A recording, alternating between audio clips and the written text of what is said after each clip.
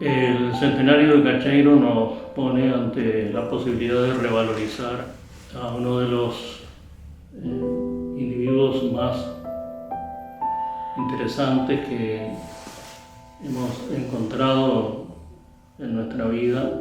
Cacheiro fue sobre todas las cosas un humanista, y el concepto va mucho más allá de lo que pueda pensarse si alguien pretende encasillar el humanismo en una ciencia social.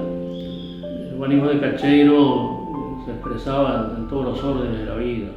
Cacheiro es una persona afectiva, muy coherente con lo que pensaba, lo hacía. Hacía mucho hincapié en los valores de nuestra sociedad. Fue un vecino muy vinculado al pueblito, siempre andaba por las preocupaciones por el pueblo, por el tema de la policlínica, siempre estuvo preocupado, fue el que trajo un médico, consiguió para que viniera un médico a atender.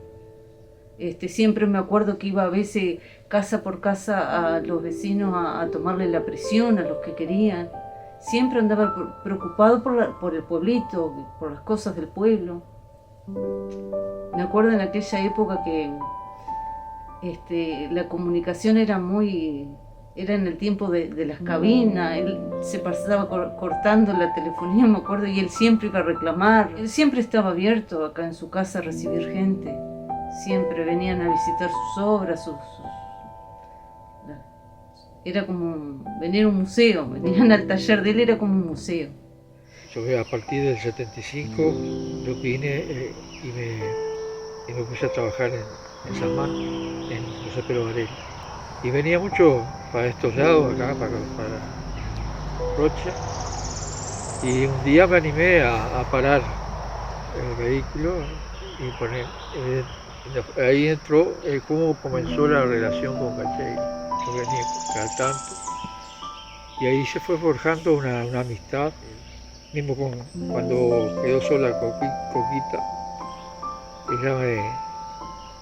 ellos me decían que yo era como un hijo adoptado. Se habían quedado con la gana de tener un hijo varón. Y bueno, hablamos mucho. Y para mí Cacheiro era un padre también, ¿no? Tengo que decirlo. Me reía porque supo que yo le hacía alguna diablura, alguna cosa, y él quietito, no decía nada, como que me aguantaba la impertinencia, agradable, y en el aspecto, así como que a veces el rostro no estaba serio, él estaba pronto para hacer un chiste. Él hizo unos pies de 40 centímetros de hormigón, y una noche fue, y aquí cuando estaba abajo como ahora, llevaba el molde ese y lo apretaba en la arena, entonces quedaba como que había pisado. Y un pie grande, bueno, al otro día era el tema en el pueblo que habían dado un monstruo, yo qué sé, ¿viste? Y era él era de esas bromas que hacía, ¿no? Que lo demuestra bien. Y bueno, pasó eso y creo que después se descubrió o lo descubrieron, ¿no? Yo tenía una necesidad de tener una relación con los jóvenes. Ya venía desde el liceo. Me acuerdo que él siempre estaba muy orgulloso, siendo profesor allá en 33. Cacheiro era un excelentísimo profesor, yo lo recuerdo y tengo todas las carpetas guardadas que hice con él. Cacheiro era un hombre muy especial, era un hombre introvertido, hablaba lo necesario, jamás tuvo problema con un alumno, jamás lo oíste restar a nadie porque nadie le faltaba el respeto en la clase. Era un hombre que hablaba bajo y sumamente sencillo, contrario al lujo, contrario a todo eso, y muy querido por todo el mundo. Además tenía un gran respeto por los alumnos. Si reconocía un error en un cuadro, te pedía permiso para decirlo. Tuvo la audacia de decir, bueno, al primer día de clase entrar y decirle a los alumnos, miren muchachos, que yo no voy a pasar la asistencia. Son ustedes los responsables de venir o no venir. Y se la jugó. Me decía que terminó el año y todos habían participado en ese desafío. Cuando vino la dictadura, lo atacaron. Él era de izquierda, de una izquierda, jamás se manifestaba y en la clase jamás, ni una palabra te decía. Si era izquierdista, bueno, estaba perfecto y no dejaba de tener amigos de derecha. Y bueno, fue perseguido, fue injustamente perseguido Cacheiro, que después se retiró cuando eso ya dejó de dar clase. Cuando él hablaba de la forma que tuvo que dejar la docencia, eso como que le cortó la vida. Y bueno, vino acá y empezó a experimentar con la cerámica. Y bueno, llegó a lo que llegó, ¿no? Él contaba que siendo joven había sufrido una enfermedad que lo tuvo en cama durante un tiempo importante. Y decía quedé ligero para el lápiz. Y eso suponía que se había comenzado a interesar y había comenzado a profundizar el tema del dibujo y su proyección artística. En 1933 desarrolló una obra cultural fantástica. Desde la fundación del Cineclub contaba que recibía películas del extranjero que hacían el trayecto, por ejemplo, no Río de Janeiro, Montevideo 33, que sería lo que uno pensaría como normal, sino Río de Janeiro 33, Montevideo. O sea, entraban al Uruguay primero a 33, al Cineclub de 33. Y ahí en Averías, desde el punto de vista del que fue tal vez más conocido, por la profesión de ceramista, alfarero, que estaba ahí que le dije, alfarero del Río. Ahí utilizó y también ahí se ven las condiciones de un tipo singular, como fue Cacheiro. Utilizó lo que la naturaleza a través del río le acercaba a la puerta, prácticamente a la puerta de su casa.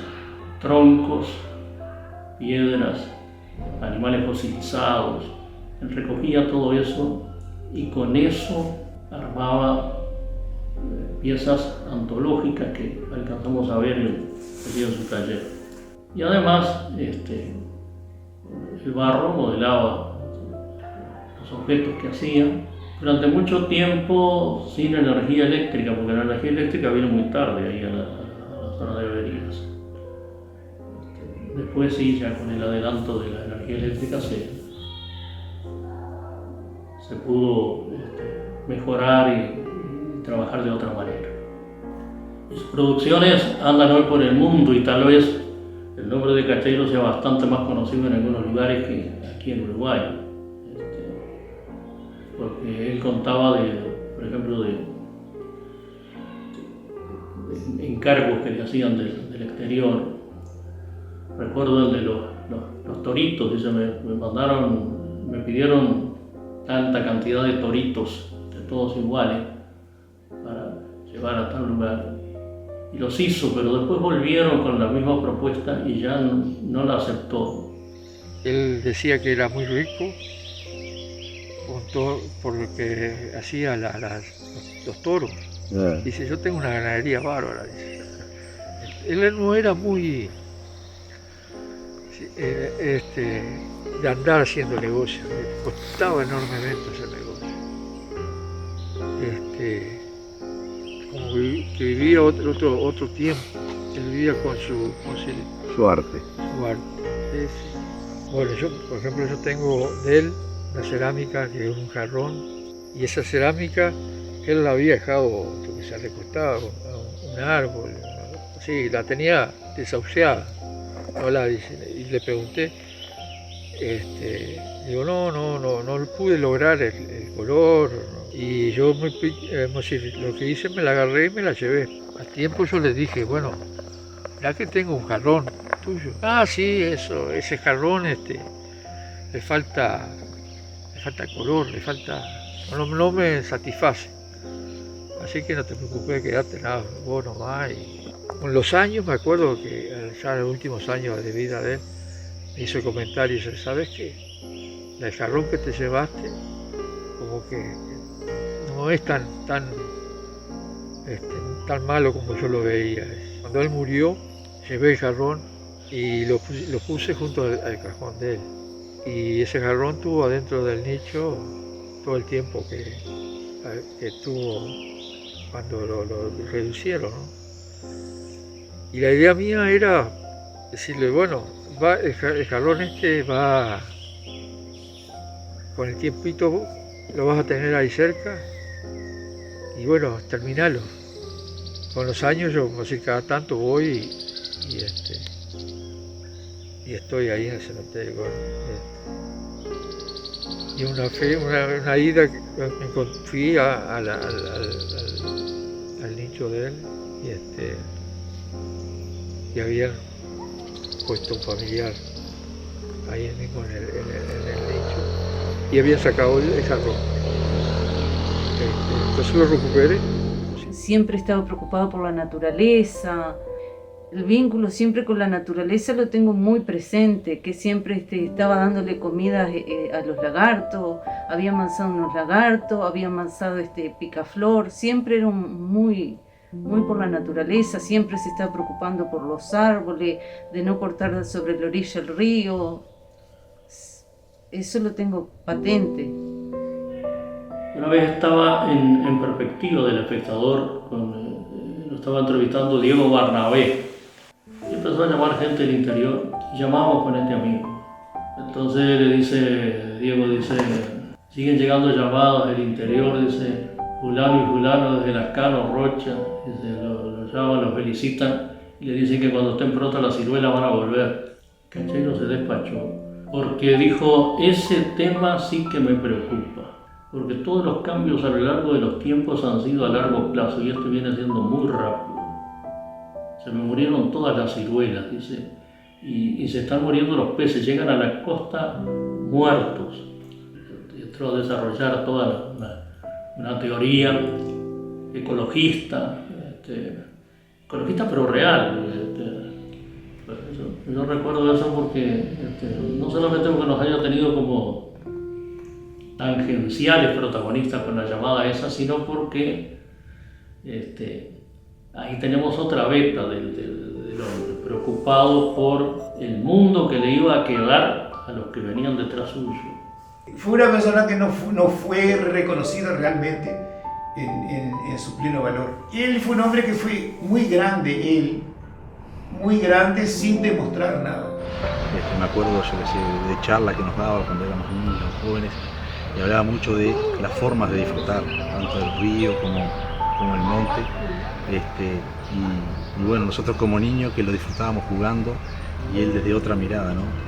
Y eso a uno le queda porque a medida que va creciendo, va viviendo con el paso del tiempo, va entendiendo esa frase que tal vez en el momento fue algo, pero algo que siempre nos quedó y que uno lo va viviendo. Es como un acontecimiento para nosotros festejar el 12 de noviembre, que va a llegar, festejar la fecha de su nacimiento, es muy importante para el pueblito, porque él fue una persona importante para el pueblo.